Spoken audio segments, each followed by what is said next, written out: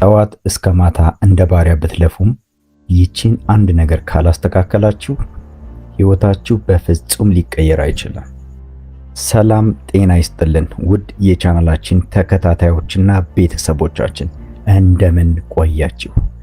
ለዚህ ቻናል አዲስ የሆናችሁ እንግዶቻችንም እንኳን ወደ ቻናላችን በሰላም መጣችሁ። የማይደፈር እንዲሁም አደገኛና የማይገመት ሰው መሆን ትፈልጋለህ ከሆነ ትክክለኛው ቦታ ላይ ነህ። ይህንን ቻናል ሰብስክራይብ አድርግ፣ የሚለቀቁትን ቪዲዮዎች በሙሉ ተከታተል፣ ትጠቀምበታለህ። እመነኝ፣ ታመሰግነኛለህ በኋላ። ይህ ሎጎስ ቲዩብ የተሰኘው ሞቲቬሽናል ወይም ኢንስፓይሬሽናል ቻናላችን ነው።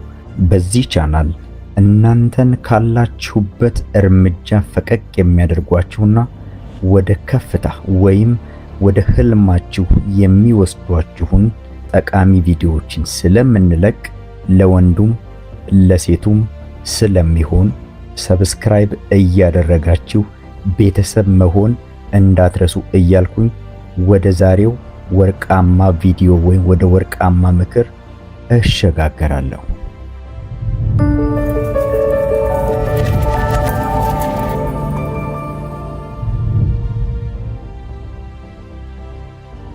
ብዙዎቻችሁ ስለ ማኒፌስቴሽን ቪዲዮ ስራልን እያላችሁኝ ነበር። ከዚህ በፊት ብዙ ቪዲዮዎችን ብሰራም አሁንም ድረስ ያልገባችሁ ነገር ያለ ይመስለኛል። ማኒፌስቴሽን ስንል ምን ማለታችን ነው?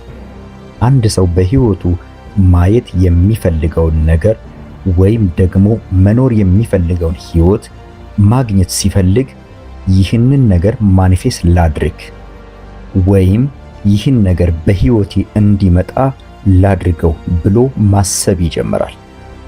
ስለዚህ ማኒፌስቴሽን ማለት የምትፈልጉትን ነገር ማግኘት ብላችሁ አስቡት።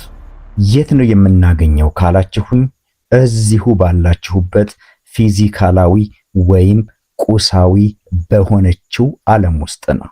ታዲያ ዛሬ እኔ ስለ ማኒፌስቴሽን ሳይሆን የማስተምራችሁ ብዙ ጊዜ የምትፈልጉትን ነገር እንዳታገኙ የሚያደርጋችሁ ነገር ምንድነው የሚለውን ነው። ብዙ የማኒፌስቴሽን ቪዲዮ ሰርቼላችኋለሁ። ብዙ መረጃም ስለ ማኒፌስቴሽን አግኝታችኋል። ታዲያ እንደዚህም ሆኖ ለምንድነው የምትፈልጉትን ነገር እያገኛችሁ ያልሆነው? በስራ ቦታችሁ እድገት ትፈልጉ ይሆናል። የትዳር ህይወታችሁ የበለጠ ውብ እንዲሆን ወይም ደግሞ ፍቅር እንዲበዛበትም ትፈልጋላችሁ። ከኪራይ ቤት ወጥታችሁ የራሳችሁን ቤት ገዝታችሁ መኖር የምትፈልጉ ብዙ ሰዎች ትኖራላችሁ። እነዚህን ነገሮች ለምንድነው ማሳካት የከበዳችሁ? ስለ ማኒፌስቴሽን ለማወቅ ወይም ደግሞ የምንፈልገውን ነገር ማግኘት እንዴት እንደምንችል መረጃውን ቁጭ ብዬ ልሰብስብ ካላችሁ ብዙ አይነት እውነታዎችን ማወቅ ትጀምራላችሁ። አንዳንዶቹ ስለዛ ነገር በደንብ አስቡ ይሏችኋል። ሌሎቹ ደግሞ ይህን ነገር ቪዥን ቦርዳችሁ ወይም የህልም ሰሌዳችሁ ላይ አስቀምጡት። ጠዋት ስትነሱ የመጀመሪያ የምታዩት ነገር መሆን አለበት ይላሉ። ሌሎቹም አሁን በተመሳሳይ ሁኔታ ይመጡና አፍርሜሽኖችን ጻፉ። ያ ማለት እኔ እንዲህ ነኝ እያላችሁ በወረቀት ላይ በየቀኑ መጻፍ አለባችሁ ይሏችኋል። ብቻ ምን አለፋችሁ ብዙ አይነት መረጃዎችን ታገኛላችሁ። ታዲያ የዚህ ሁሉ መረጃ ጥርቅም እናንተን እየጎዳችሁ መጣ እንጂ እየጠቀማችሁ አልሄደም። ብዙ መንገዶችን ብዙ መረጃዎችን ከመሰብሰባችሁ የተነሳ የትኛው ነው ትክክለኛው መንገድ? በየት በኩል ብሄድ የምፈልገውን ነገር አገኛለሁ ብላችሁ ራሳችሁን መጠየቃችሁ አይቀርም። ታዲያ አሁን አድርጓቸው ከተባላችኋቸው ቴክኒኮች ውስጥ አንዱን እየተጠቀማችሁ እያለ ይህንን ነገር በትክክል እያደረኩት ነው ወይስ አይደለም ብላችሁ ራሳችሁን ትጠይቃላችሁ። የዚህ ጥያቄ መምጣት ብቻ ራሳችሁ ላይ ያለውን ጥርጣሬ ያሳያል። በህይወታችን ውስጥ የተሳሳተ እምነትን ይዘን መሄዳችን ብቻ እኛን ወደ ኋላ እየጎተተን የሚመጣ ነገር ነው። ስለዚህ አሁን ቴክኒክ ላይ ትኩረት ወይም ፎከስ ስናደርግ ወይም ደግሞ በዚህ መንገድ ላድርገው ወይስ በዛኛው መንገድ፣ ይሄ ነው ትክክለኛው መንገድ እያልን ማሰብ ስንጀምር ዋናውን ነገር ረስተነዋል። ይህም እምነት ይባላል። በዚህ ምድር ላይ ምንም አይነት ነገር አድርጉ፣ እነዛ የተጠቀማችኋቸው ቴክኒኮች ወይም ዘዴዎች እናንተ የምትፈልጉትን እውነታ አይፈጥሩላችሁም። ፈጠራ የተባለው ነገር በቴክኒክ ወይም በዘዴ ውስጥ የተቀበረ ነገር አይደለም። የምትጠቀመው ቴክኒክ ምንም እየፈጠረልኝ ካልሆነ ታዲያ ማን ነው የሚፈጥረው ብላችሁ ከጠየቃችሁ ራሳችሁ ናችሁ። ስለዚህ የቴክኒኮቹ ጥቅም ምንድን ነው? ይህንን ቪዥን ቦርድ ወይም የህልም ሰሌዳ እዚህ ቤቴ ውስጥ መስቀሌ በየጊዜው መኖር ስለምፈልገው ህይወት ማሰቤ ወይም በየቀኑ እየተነሳው እኔ ደስተኛ ነኝ ብዬ መጻፌ ምንድነው እየጠቀመኝ ያለው ካላችሁ፣ ማኒፌስቴሽን የተባለችዋን ቃል እንዴት አድርገን እንደምንመለከት አሁን መስመር አስይዛችኋለሁ። ከዚህ በኋላ የቴክኒኩ ጥቅም የት ጋር እንደሚመጣም ደግሞ እንመለከታለን። ማኒፌስቴሽን ማለት ውስጣዊ ማንነታችሁ ከዚህ በኋላ እኔ ይህንን ነኝ፣ እኔ እንደዚህ ነኝ ብሎ ማመን ሲጀምር ነው። ያንን ለውጥ እዚህ ምድር ላይ መመልከት ባትችሉም እንኳ በውስጣችሁ የተቀየራችሁና የተለወጣችሁ ሰዎች እንደሆናችሁ እንዳመናችሁም ስትገነዘቡ የዛን ጊዜ የፈለጋችሁትን ነገር ማኒፌስት አደረጋችሁ ይባላል። እዚህ ጋር በጣም ግልጽ እንዲሆንላችሁ አንድ ምሳሌ ልስጣችሁ። ለምሳሌ አንድ ሰው የሥራ እድገት ማግኘት ፈለገ። የባንክ ሰራተኛ ነው እንበልና ፍሮንት ዴስክ ወይም ደግሞ መስኮት ላይ ነው ያለው። ወደ ብራንች ወይም ወደ ቅርንጫፍ ማናጀሪያል ፖዚሽን ነው ማለፍ የፈለገው። እዛ ደረጃ ላይ ከመድረሱ በፊት ብዙ ደረጃዎችን ማለፍ አለበት የሚባለውን ነገር እንዳለ ለአሁኑ እርሱት።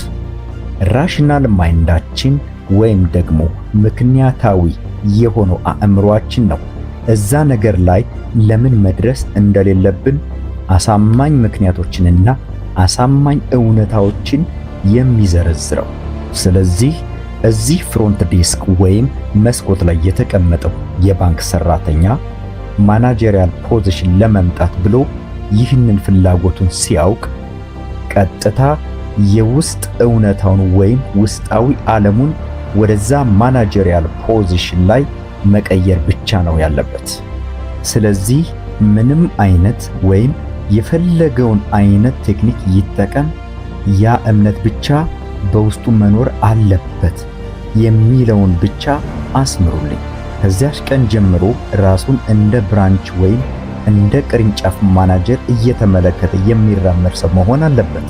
ስራው አሁን ፍሮንት ዴስክ ላይ ወይም የፊት ለፊት መስኮት ላይ ቢሆንም እሱ ግን በአእምሮ ውስጥ ማሰብ ያለበት ነገር ምንድነው? እሱ ማናጀር እንደሆነ እምነት ማለትም ከማይታየው ዓለም ወደሚታየው ዓለም ማምጣት ማለት አይደለም። ትክክለኛው ዓለም የት ነው? በውስጣችን ያለው ዓለም ነው። ስለዚህ ይህ የባንክ ሰራተኛ በውስጡ ማናጀር እንደሆነ አምኖ የሚንቀሳቀስ ከሆነ እዚች ዓለም ላይ ያንን እምነቱን መኖሩ አይቀርም፣ ያሰበውንም ማግኘቱ አይቀርም። ስለዚህ የጊዜ ጉዳይ ነው።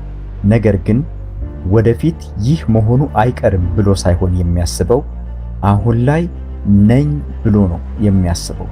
የምርም ያ ሰው ማናጀር እስኪሆን ድረስ እዚሽ ምድር ላይ የሚፈልገውን ቦታ እስኪያገኝ ድረስ በውስጡ የያዘውን ምኞት ወይም ፍላጎት አላምነውም ካለ ያ እምነት ሊሆን አይችልም፣ ወደ እውነታም አይመጣም።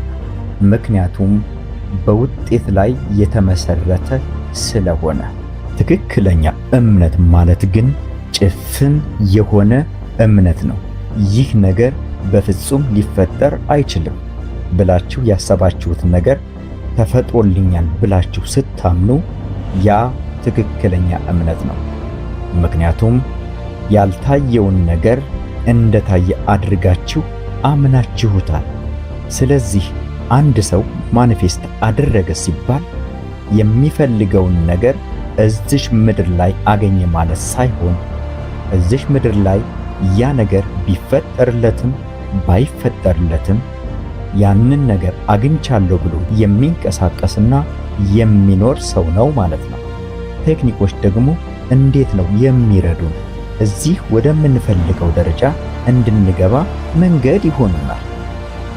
ለምሳሌ አንድ ሰው መኪና መቀየር ፈለገ። ያንን በትንሽ ወራት ውስጥ ሊያደርግ ይችላል። ይህንን ሰው ትሄዱና እንዴት ነው ያደረግከው ስትሉት ማኒፌስት አድርጌው ነው ይላችኋል። ምን ተጠቅመ ብላችሁ ብትጠይቁት በየቀኑ መኪናው እንዳለኝ አድርጌ ማሰብ ጀመር። ስለዚህ በአይነ ህሊናዬ ይህን ነገር እየተመለከትኩት ነበር ብሎ ሊመልስላችሁ ይችላል። ሌላ ብዙ ነገር ማኒፌስት ያደረገ ሰው ሄዳችሁ ብትጠይቁት ሌላ መንገድ ይነግራችኋል። ምናልባትም ቁጭ ብዬ አፍርሜሽኖችን እየጻፍኩ ለምሳሌ እኔ ሀብታም ነኝ፣ እኔ ባለጠጋ ነኝ፣ እኔ እንዲህ ነኝ እያልኩ በየቀኑ ለራሴ እየጻፍኩ ነው ይላል። ሁሉም ሰው ለምንድን ነው አንድ መንገድ የማይነግረኝ ካላችሁ ሁሉም ሰው ያመነበት ነገር የተለያየ ስለሆነ ነው። ያንን ቴክኒክ ያስባለው ነገር እምነታችሁ ነው። እምነት ባይኖር ኖሮ ቴክኒክ የሚባለው ነገር ፈጽሞ የለም። አንድ ሰው ሀብታም የሆነው ራሱን እኔ ሀብታም ነኝ እያለ እየጻፈ ነው። ስለዚህ እኔም ቤት ገብቼ ከዚህ በኋላ እንደዚህ እያልኩ ሙሉ መጽሐፌን እጨርሳለሁ ካላችሁ ፊዚካል አክሽን ወይም ውጫዊ እንቅስቃሴ ነው እንጂ ኢንተርናል ብሊፍ ወይም ውስጣዊ እምነት አይደለም። ማለትም አካላዊ ስራ ነው። ውስጣችሁ ያለው እምነት ግን አሁንም እዛው ቦታ ላይ እንዳላችሁ ብቻ ነው የሚያስታውሳችሁ። እምነታችሁ ካልተለወጠ ደግሞ እንደ ባሪያ ብትሰሩም አትለወጡ። እደግመዋለሁ፣ እምነታችሁ ካልተለወጠ ደግሞ እንደ ባሪያ ብትሰሩም አትለወጡ። በሆነ ቴክኒክ ወይም በሆነ መንገድ እየሄዳችሁ እያለ ኢማጂን እያደረጋችሁ ወይም በምዕናባችሁ እያያችሁ ያ ማለት ቪዥዋላይዝ እያደረጋችሁ ወይም አፍርሜሽን እየጻፋችሁ ይህንን ነገር በትክክል እያደረኩት ነው ወይስ አይደለም? እስቲ እንትናኩ እንደዚህ ብሎ ነበር፣ በዚህ መንገድ ነው እንዴ ጻፉት ያለው ብላችሁ ራሳችሁን ስትጠይቁ ዋነኛውን ነገር ረስታችኋል ማለት ነው። ያም እምነት ይባላል። እምነት የሚባል ነገር በውስጣችሁ የለም። ቴክኒኩን በትክክል ነው ያደረኩት ወይስ ተሳስቻለሁ ብላችሁ መጠየቃችሁ ብቻ ይህ ቴክኒክ ነው እኔ የምፈልገውን ነገር የሚሰጠኝ ብላችሁ እንዳመናችሁ ያሳያል። ምክንያቱም ትክክለኛ የሚባል መንገድ የለም። እናንተ ትክክለኛ ብላችሁ ያመናችሁት ነገር ብቻ ነው ትክክለኛ። ዓለም ላይም እውነት የሚባል ነገር የለም። እውነት ብላችሁ የምታስቡት ውስጣችሁ እንደ እውነት የተቀበለውን ነገር ብቻ ነው። እስቲ ምሳሌ ስጠን ካላችሁኝ ፕላሴቦ ኢፌክት የሚባለው ትክክለኛ ምሳሌ ሊሆን ይችላል። ባለፈው በዚህ ርዕሰ ጉዳይ ቪዲዮ ሰርቼላችሁ ነበር። አንድ ሰው ታሞ ወደ ዶክተር ጋር ከሄደ በኋላ ዶክተሩም አንተን የሚፈውስ ትክክለኛ መድኃኒት አለኝ፣ ይህንን መድኃኒት ከወሰድክ በ10 ቀን ውስጥ ትድናለህ ብሎ ያንን መድኃኒት ቢሰጠው መድኃኒቱም ያንን ሰው የሚፈውስ መድኃኒት ባይሆንና ዝም ብሎ ስኳር ብቻ ቢሆን ያ ሰው ደግሞ ልክ እንደ ትክክለኛ መድኃኒት አምኖ ከዋጠው ያ ታምሜያለሁ ያለው ሰውዬ በ10 ቀን ውስጥ ሊድን ይችላል።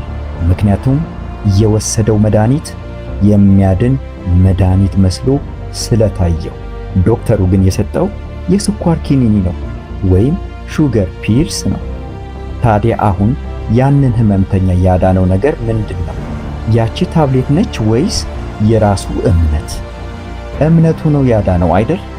ይህ መድኃኒት ያድነኛል ብሎ ማመኑ እንዲድን አድርጎታል ማለት ነው። ታዲያ ይህ ማለት ለሁሉም ሰው ያ ኪኒን ይሰራል ማለት ነው አይደለም። በማኒፌስቴሽን ዓለም ውስጥም ተመሳሳይ ነገር ነው ያለው።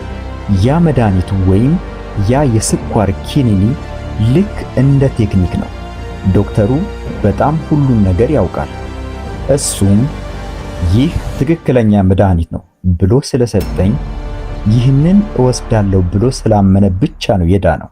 ሁኔታውን ደግሞ አሁን እናዙረው ወይም በተቃራኒ እንመልከተውና ዶክተሩ ትክክለኛውን መድኃኒት ሰጠ እንበል። ለህመምተኛውም ሲነግረው ትክክለኛውን መድኃኒት ላገኘው አልቻልኩም፣ አሁን ለጊዜው የለም። ነገር ግን ይህ የስኳር ኪኒኒ ነው፣ ስኳር ብቻ ነው ያለው፣ ምንም አይጠቅምህም፣ ሊያድንህም አይችልም፣ ነገር ግን ብትወስደው ደግሞ አይጎዳህም ብሎ ቢነግረው ያ የታመመው ሰውዬ ያቺን መድኃኒት ማለትም ትክክለኛዋን መድኃኒት ወስዶ የሚድን ሰው አይሆንም። አሁንም በሽታው እያጠቃው ነው የሚሄደው። ምክንያቱም ያመነው ነገር ዶክተሩ ያለውን ቃል ነው። ዶክተሩ አያድንህም ስኳር ብቻ ነው ብሎ ነው የሰጠው። ነገር ግን ትክክለኛው መድኃኒት ነበር። ዘ ፕላሴቦ ኢፌክት ማለት ይህ ነው። እናንተ ትክክለኛው ነገር ነው ብላችሁ የምታምኑትን ነገር ብቻ ነው እንደ እውነት የምትወስዱት። ለዚህ ነው የእናንተ ሰብኮንሺየስ ማይንድ ውስጥ እንደ እውነት የተቀመጠ ነገር ብቻ ነው ለእናንተ እውነት መስሎ የሚታያችሁ። እናንተ ጋር እንደ እውነት የሚቆጠር ነገር ሌላ ሰው ጋር እንደ እውነት ላይቆጠር ይችላል። ይህንን በቀላሉ ስንመለከት ሪሊጅን ወይም ደግሞ የሃይማኖት ተቋማትን እንይ። አንድ ክርስቲያን የሆነ ሰው ይመጣና በመጽሐፍ ቅዱስ ነው የማምነው፣ ይህ ነው እውነታው ይላል። ቡዲስቱ ይመጣና አይ እኔ ቡድሃ ነኝ፣ እኔ በቡድሃ ነው የማምነው፣ እውነታውም ይህ ነው፣ እውነታው ይህና ይህ ብቻ ነው ይላችኋል። ሙስሊሙም ጋር ደግሞ ብትሄዱ እውነታው የተጻፈው ቁርአን ላይ ብቻ ነው፣ ስለዚህ ትክክለኛው እውነት ይህ ነው ይላል። ለዚህ ነው ሁሉም ሰው ያመነውን ነገር እንደ እውነት ይወስዳል ያልኳችሁ። ለአንድ ሰው ውሃ ሰጥቼው ውሃው ውስጥም አይኑ እያየ የሆነች ትንሽዬ ዱቄት ጨምሬለት ይህ ነገር ትንሽዬ መድኃኒት ነው፣ አሁን ተቅማጥ በተቅማጥ ትሆናለህ ብለው ያም ሰው አምኖኝ ያንን ነገር ከጠጣ አለቀለት። መጸዳጃ ቤት ሲመላለስ ነው የሚውለው። ምክንያቱም አምኖኛል። ያ ዱቄት ምንም ይሁን ምንም እምነቱ ነው መጸዳጃ ቤት እንዲመላለስ የሚያደርገው። በአጠቃላይ ዩኒቨርስ የምንላት ነገር እኛ ውስጥ ነው ያለችው። እኛ የምናስበውን ነገር እየኖርን ከሆነ ይቺ ዓለም እንዳለ በእኛ ውስጥ ነች ማለት ነው። ልክ ከትልቅ ውቅያኖስ ላይ የወሰዳችኋትን ጠብታ እንደመመልከት ነው። ውቅያኖስ ውስጥ ያለው ነገር እንዳለ እዛች ጠብታ ውስጥም አለ ማለት ነው። ዓለም ውስጥ ያለው ነገር እንዳለ እኛ ውስጥም አለ ማለት ነው። ሰውነታችን ፕላሲቦ ከሆነ ሪያሊቲ ወይም እውነታ ብለን የምናስበው ነገር ፕላሴቦ ነው ማለት ነው። ተአምርን ቀለል አድርገን ካሰብናትና በቀላሉ ፎርሙላ ወይም በቀላል ቀመር ካስቀመጥናት እምነት ትሆናለች። የራሳችሁን ሕይወት ለማስተካከል ብላችሁ ይህንን ነገር በትክክል እያደረግኩት ነው ወይስ አይደለም ብላችሁ ራሳችሁን ስትጠራጠሩ ቴክኒኩን ብቻ ይዛችሁ እምነት የምትባለውን ዋና ነገር ከሕይወታችሁ አወጣችኋት ማለት ነው። የምትፈልጉትን የትዳር ሕይወት የማታገኙት፣ የምትፈልጉትን የሥራ እድገት የማታገኙት፣ የምትፈልጉትን ቤት እና መኪናም የማታገኙት ለዚህ ነው። ራሳችሁን መጠራጠራችሁ ማለትም የእምነታችሁ አለመኖር ይህንን ሁሉ ነገር የሚበክለው ይሆናል። ይህንን በምልበት ሰዓት አንድ አባባል ትዝ አለኝ። ጥንታዊው የቻይና ፈላስፋ ኮንፊሽየስ እንዲህ ብሎ ነበር፣ እችላለሁ ብሎ የሚያምን ሰው ትክክል ነው፣ አልችልምም ብሎ የሚያምንም ሰው ትክክል ነው ይላል። ያንን ሰው እንዲችልም እንዳይችልም የሚያደርገው እምነቱ ነው። ስለዚህ አንድ ሰው አልችልም ካለ የምርም የማይችል ሰው ይሆናል። እችላለሁ ካለም እጅግ አደገኛ ሰው ይሆናል። ይችላል ማለት ነው። በሆነ ነገር አምናለሁ የሚል ሰው ራሱን እዛ ቦታ ላይ ወይም እዛ እውነታ ውስጥ ያገኘዋል። ለምሳሌ አንድ ሴት መታ ወንዶች እንዳለ ውሸታም ናቸው፣ ማንም የሚታመን ወንድ የለም፣ ሁሉም የማይረቡ ናቸው ካለች የእምነቷን ልክ ነው የምታገኘው።